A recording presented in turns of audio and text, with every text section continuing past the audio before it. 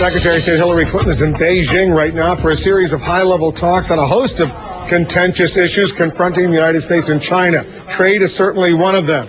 And as our Pentagon correspondent Chris Lawrence found out, America's national security is very dependent right now on China.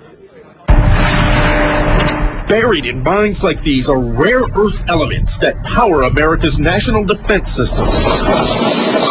Special elements like neodymium and samarium help the Abrams tank navigate and power some Navy ships.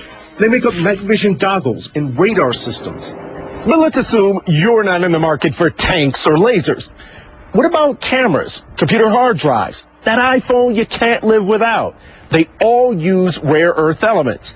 Same with the electric batteries and motors in those hybrid cars like the Prius.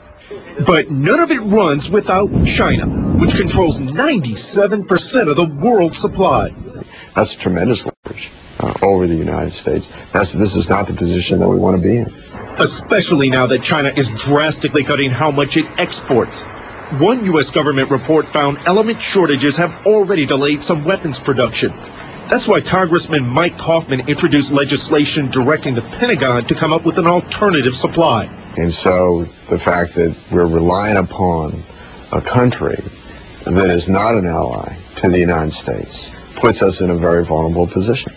But one of the biggest mines outside China is right in Southern California. So how much rare earth does the United States have?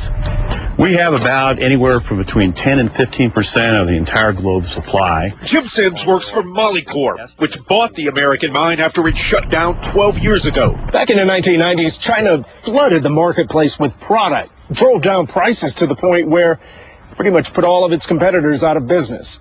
The former premier of China said that the Middle East has oil, but China has rare earths. So they understood early on the strategic value of developing their rare earth supply. Now the California mine is coming back to life and has applied for a government loan guarantee. If we're able to secure it, it'll help us get up and running faster.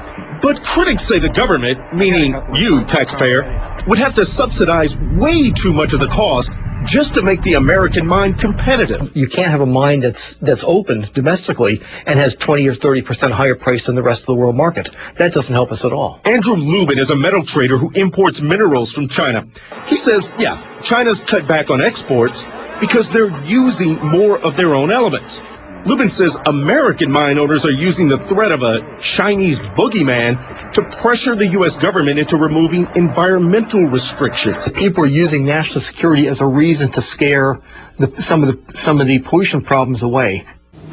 Others say, well, the U.S. should, at the very least, come up with some sort of strategic reserve. Now, right now, the Pentagon is trying to figure out how this shortage of rare earth elements could impact national security. And when that report comes out later this year, we may have a much better idea of just how big this problem is. It's a sensitive and very important issue. I'm glad you're all over it. Thanks, Chris. Thanks very much.